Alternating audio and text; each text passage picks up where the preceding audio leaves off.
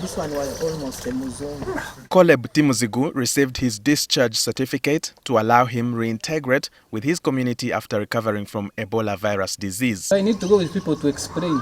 In fact, to be able to explain the whole village. The whole is already the news. Timuzigu, a fourth-year medical student at Kampala International University, was on placement at Mubende Regional Referral Hospital.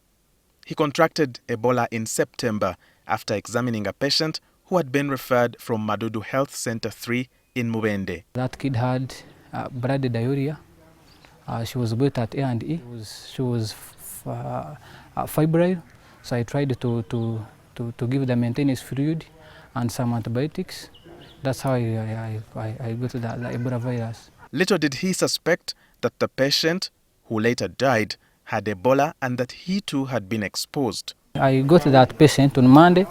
Then following morning on Tuesday, I had the symptoms. I had severe headache and high-grade fevers.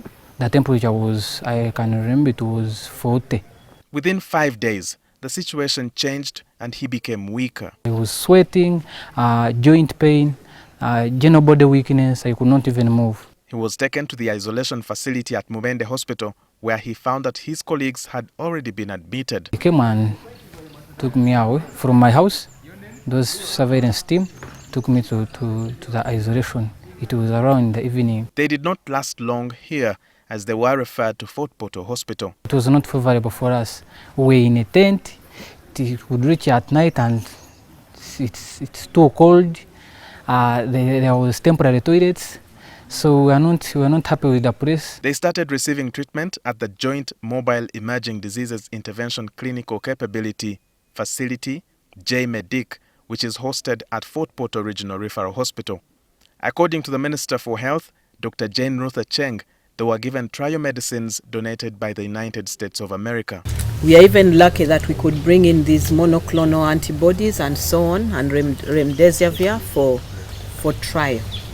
It worked. We are happy. Thank you for receiving it. I asked Timuzigu what went through his mind at the time.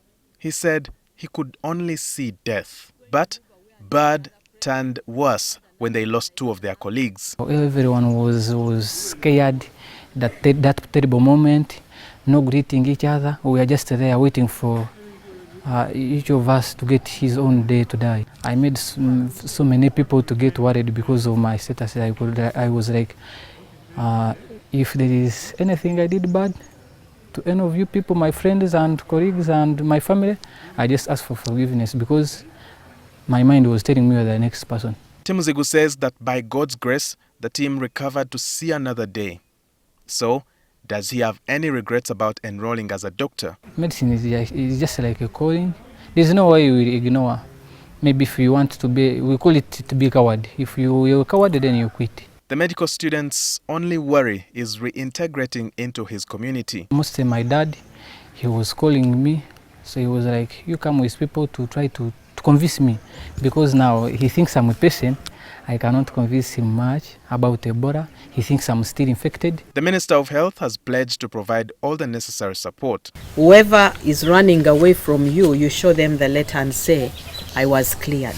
This is my certificate. The ministry asked the team to take a week off and become ambassadors of good clinical practices. Walter Mwesigye,